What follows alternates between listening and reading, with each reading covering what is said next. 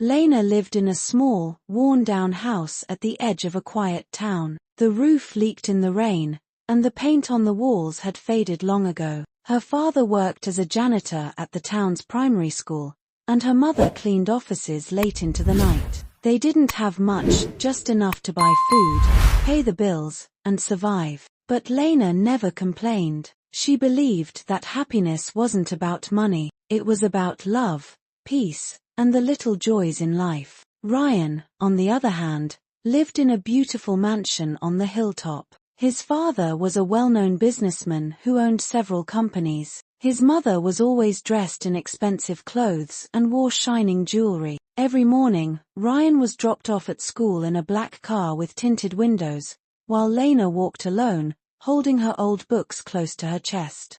Though they were worlds apart, destiny had its own plans. Both Lena and Ryan studied at the same high school. They sat in the same classrooms and walked the same hallways. Yet, they never spoke. Lena was quiet, always keeping to herself. She sat in the back, took notes, and read books. Ryan was the school's favorite. He was charming, a star football player, and the center of attention. Everyone wanted to be his friend, but behind that charm, Ryan felt lonely. The smiles around him were shallow. No one truly knew him. Then one rainy morning changed everything. Lena's notebook slipped from her hands as she ran to school under a broken umbrella. The wind blew the pages everywhere. She tried to catch them, but the rain made it hard. Just then, Ryan arrived in his car and saw her struggling. Without thinking, he ran to help her. He picked up the soaked papers and handed them to her. "You dropped these," he said with a warm smile.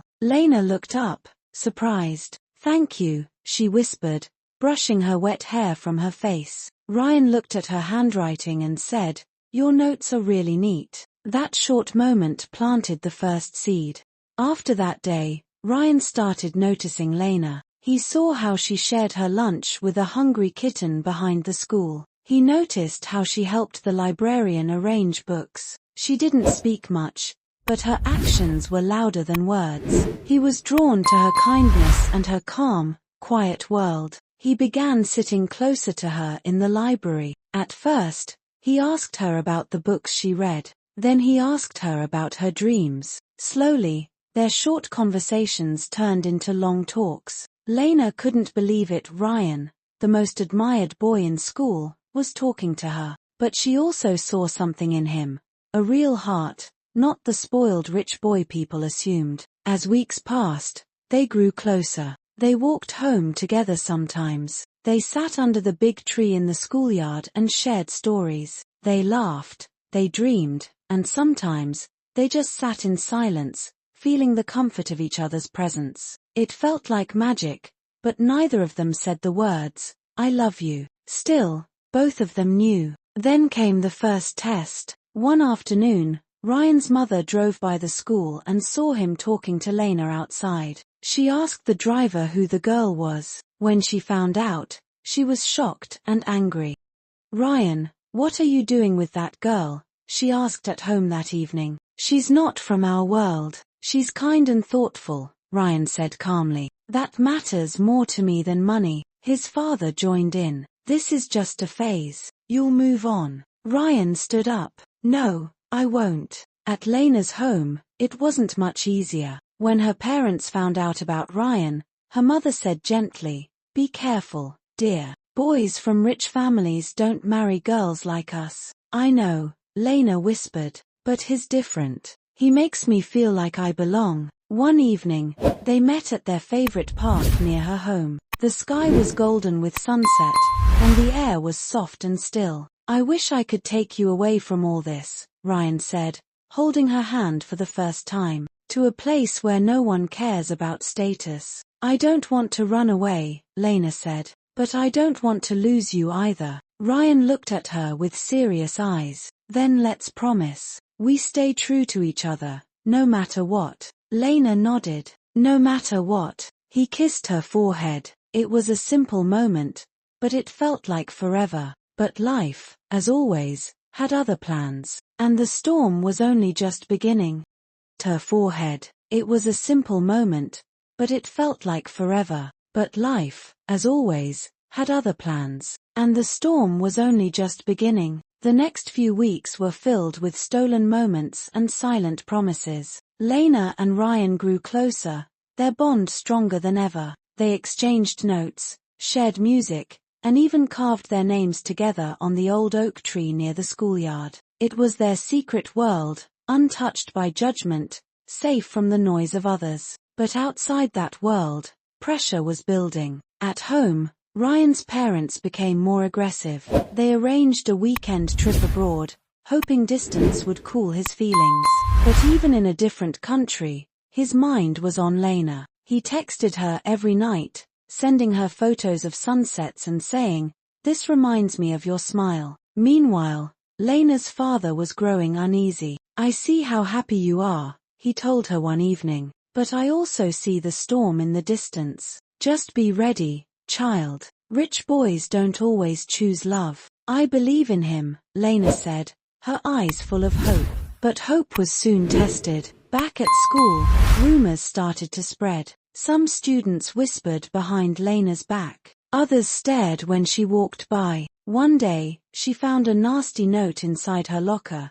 "Stay in your place, poor girl." Her heart sank, but she didn't cry. That afternoon, Ryan found her behind the school building, sitting alone. "Are you okay?" he asked. She showed him the note. His jaw clenched. "They don't know you. They don't know us." "But maybe they're right," Lena whispered. "We're from two different worlds, Ryan." He sat beside her. "We are. But love doesn't care about that. I don't care about that." She looked into his eyes. "Do you mean that?"